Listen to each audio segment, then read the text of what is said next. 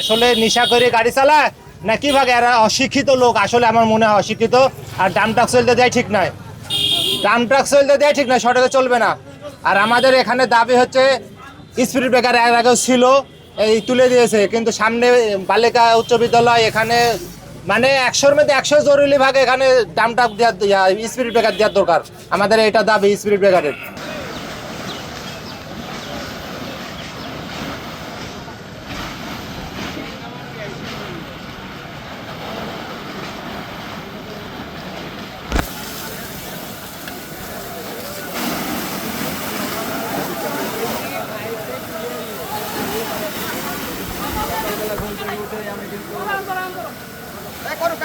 সমস্যা নাই, আর কাউকে কিছু বলবে না কেউ।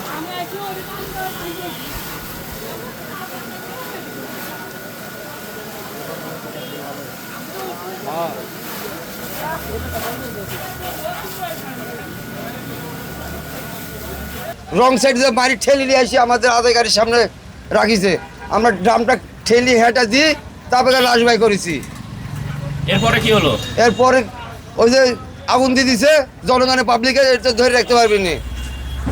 আপনাদের দাবি কি আসলে? আমাদের দাবি হলো এই জায়গায় স্পিড ব্রিগেড দেওয়া লাগবো, মাজারের 3টা ব্রিগেড দেওয়া লাগবে, 3টা ব্রিগেড। দিনে এই জায়গায় দিনে রাত্রে সঙ্গে গাড়ি আসতে যা পার হয়। এই জায়গায় বালিকা স্কুল আছে। এখানে স্পিড ব্রেকার ছিল প্রায় 20-30 বছর স্পিড ব্রেকার ছিল।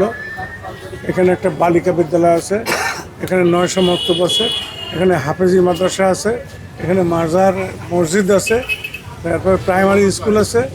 এসব ছাত্রদের জন্য এই শুধু আক্কাসিম হলো না, এর আগে সোবান মারা গেছে, এর আগে কয়েকজন 8-10 জন লোক মারা গেছে এই ইয়াতে।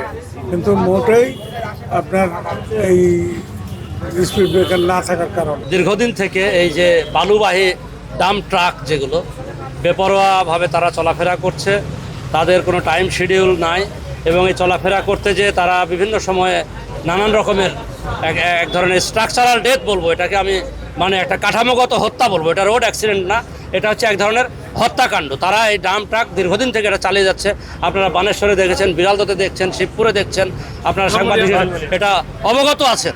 তো আমরা চাচ্ছি এখন জনগণের পক্ষ থেকে যে ডাম্প ট্রাকগুলো রাতের বেলায় চলুক, বিশেষ করে রাত্রি 11টা থেকে ভোর 5টা পর্যন্ত এটা চলুক। আর যেহেতু এই অঞ্চলে শিক্ষা প্রতিষ্ঠান বেশি, প্রাইমারি স্কুল আছে, কলেজ আছে, হাই স্কুল আছে, বালিকা বিদ্যালয় আছে, জনগণের দাবি হচ্ছে যে এখানে মিনিমাম একটা স্পিড ব্রেকারের অতি দ্রুত ব্যবস্থা করা হোক। এইটা ওসি সাহেব আমাদেরকে যথেষ্ট সহযোগিতা করেছেন, পাবলিক আমাদেরকে যথেষ্ট সহযোগিতা করেছেন, এবং পাবলিকের সহযোগিতা ছাড়া এই ডেডলক খোলা খুব অসুবিধাই ছিল। একটি ড্রাম ট্রাক এসে এখানে পথচারীকে চাপা দিলে সে ঘটনাস্থলে মারা যায়।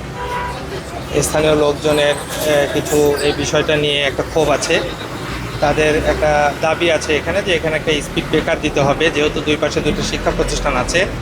তো আমি স্থানীয় লোকজনের সাথে কথা বলেছি এবং সড়ক ও জনপথেও কথা বলেছি, আমার ঊর্ধ্বতন কর্তৃপক্ষকে জানিয়েছি তাদের দাবি দাবা সম্পর্কে। এই বিষয় নিয়ে আবারও এনাদের সাথে আলোচনা করা হবে। এখন এই যে সড়কের পরিস্থিতি আপনারা দেখতে পাচ্ছেন যে এখানকার লোকজন পুলিশ প্রশাসনকে সার্বিক সহযোগিতার মাধ্যমে তারা সড়কটা খুলে দিয়েছে, দুই পাশের লোকজনের যাতায়াত স্বাভাবিক হয়েছে।